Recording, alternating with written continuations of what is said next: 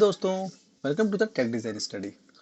तो plastic mould design का complete course अगर आपको ज्वाइन करना है तो आप 8871511975 पे आप मुझे कांटेक्ट कर सकते हो व्हाट्सएप पे। मैं आपको इसका सिलेबस सेंड कर दूंगा। ठीक है, 30 डेज का complete course online live lecture मैं आपको प्रोवाइड कराता हूँ।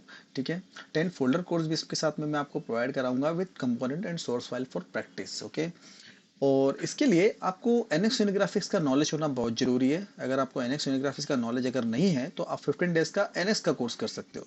ओके, तो दोनों के लिए रजिस्ट्रेशन फीस जो रहेगी वो 500 रुपये रजिस्ट्रेशन फीस है फॉर सिक्योरिंग सीट। ओके, तो ये जो नीचे नंबर है आप जल्दी से जल्दी ज्वाइन कीजिए क्योंकि लिमिटेड वैकेंसी होती है, तो आप इसको ज्वाइन कर सकते हो। ठीक है, तो आज मैं आपको कुछ बताने वाला हूँ, वो है प्लास्टिक क्लासिफिकेशन के बारे में। अच्छा, ओके, ठीक है। तो प्लास्टिक के क्या क्या क्लासिफिकेशन होते हैं? तो बेसिकली प्लास्टिक मटेरियल को हम दो क्लास में डिवाइड कर सकते हैं, जिसमें पहला है थर्मोप्लास्टिक और थर्मोसेट, हमको पहले से पता है। ठीक है, तो थर्मोप्लास्टिक मटेरियल को बेसिकली इंजीनियरिंग मटेरियल बोलते हैं। ठीक है, इंजीनियरिंग प्लास्टिक बोलते हैं। तो थर्मोप्लास्टिक जो मटेरियल होता है वो इंडस्ट्रियल पर्पस के लिए यूज होता है। इवन हमारे घरों में जो भी हाउस होल्ड के प्रोडक्ट होते हैं या फिर इंस्ट्रूमेंट के प्रोडक्ट होते हैं जो हम लोग किसी भी सजावट के लिए रखते हैं या फिर किसी भी पर्पस के लिए हमारे कंपोनेंट हमारे घर में होम यूज के लिए जो कंपोनेंट होते हैं वो प्लास्टिक के मटेरियल होते हैं, जो कि इंडस्ट्री में बने होते हैं। ठीक है, इवन कोई भी प्लास्टिक आपको दिखेगा तो वो इंडस्ट्री में ही बनेगा। ठीक है, तो इंडस्ट्रियल प्लास्टिक या फिर engineering plastic basically thermoplastic material होता है। ठीक है, जिसमें PP, PC, polypropylene, polycarbonate, ABS, acrylonitrile butadiene styrene. ठीक है, पॉलीविनाइल क्लोराइड, जो पीवीसी के आपको पाइप भी दिखते हैं। ठीक है, जो कि आपके घरों में लगाए जाते हैं। तो ऐसी ही कई चीजें होती हैं जो थर्मोप्लास्टिक मटेरियल की बनी होती है। तो बेसिक जो इसका क्लास है वो तो थर्मोप्लास्टिक और थर्मोसेट है, और थर्मोसेट का हम लोग यूज नहीं करते एज अ मोल्डिंग कंपोनेंट और as a moulding material. Okay, तो आपको छोटा सा यहाँ पर जैसे आपको मैं मोल्ड दिखा रहा हूँ। ठीक है, चलो, यहाँ से थर्मोप्लास्टिक और थर्मोसेट को इस तरह से हम लोग डिवाइड करे करे थे। पिछले स्लाइड में भी हमने देखा था पीपी, पीसी, एबीएस, पीवीसी, पेट, एचडीपी और एलडीपी। चलिए, ठीक है, यहाँ पर एपॉक्सी, बैकेलाइट, सिलिकॉन, पॉलीयूरेथीन, जिसको पीयू भी बोलते हैं शॉर्ट में। यहाँ पर एक मेजर जो डिफरेंस है वो थर्मोप्लास्टिक मटेरियल के इसमें और पीसी में। देखो, पीसी जो मटेरियल होता है, पॉलीकार्बोनेट मटेरियल जो होता है, पॉलीकार्बोनेट मटेरियल की विस्कोसिटी जो होती है वो थोड़ी सी ज्यादा हो जाती है। ठीक है, तो ज्यादा होती है, प्लस आप फॉर एग्जांपल एक थंब रूल में आपको बताता हूँ, पीपी मटेरियल के जो लिए जो आप रनर लोगे या गेट लोगे तो वो आप पीसी के लिए उसका दुगुना लोगे। ठीक है, क्योंकि पीपी मटेरियल अगर रहेगा तो वो आसानी से उसमें फ्लो कर सकता है, लेकिन पीसी मटेरियल फ्लो नहीं कर सकता। ठीक है, तो यहाँ पर मैंने इसको थोड़ा सा डिफरेंट बताया है। ओके, जैसे यहाँ पर बताया थर्मोप्लास्टिक और थर्मोसेट में क्या अंतर है।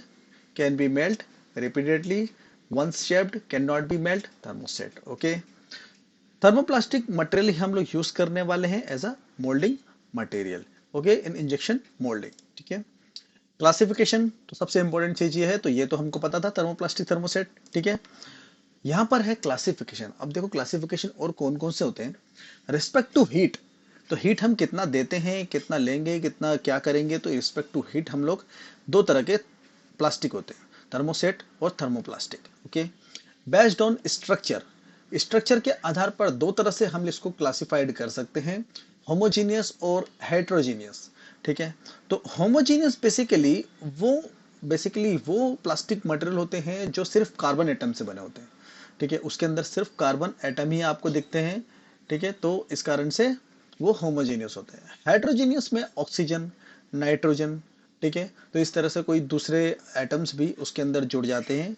ठीक है, तो कार्बन एटम के साथ, तो वो हेट्रोजेनियस होते हैं। तो दो अलग अलग तरह, physical and the mechanical property के ऊपर डिपेंड करता है क्लासिफिकेशन कुछ, जिसमें rigid plastic, semi rigid plastic, soft plastic और इलास्टोमर होते हैं। ठीक है, जैसे कि रिजिड प्लास्टिक मतलब बहुत ज़्यादा कड़क हो जाता है, उसकी रिजिडिटी ज़्यादा होती है या फिर उसकी स्ट्रेंथ ज़्यादा होती है। ठीक है, ब्रिटलनेस बोल सकते हो आप एक तरह से। सेमी रिजिड प्लास्टिक, जो कि सेमी रिजिड प्लास्टिक ब्रिटल भी होता है लेकिन वो थोड़ा सा फ्लेक्सिबल होता है। सॉफ्ट प्लास्टिक एकदम सॉफ्ट प्लास्टिक, पीपी मटेरियल को के किसी भी कंपोनेंट को आप देखना तो आपको वो थोड़ा सा सॉफ्ट प्लास्टिक मिलेगा और वो बहुत आसानी से मुड़ सकता है। ठीक है, तो इस तरह से इसके कुछ क्लासिफिकेशन है। Based on application. एप्लीकेशन में इंजीनियरिंग प्लास्टिक सबसे मैं सिर्फ इसी को क्लासीफाइड करूंगा, इंजीनियरिंग प्लास्टिक। तो एप्लीकेशन के आधार पे इंजीनियरिंग प्लास्टिक, जिसमें हम कुछ पर्टिकुलर प्लास्टिक का यूज करते हैं फॉर इंजीनियरिंग पर्पस। ओके, तो इंजीनियरिंग के कई कंपोनेंट होते हैं, हम उसके लिए यूज करते हैं प्लास्टिक का।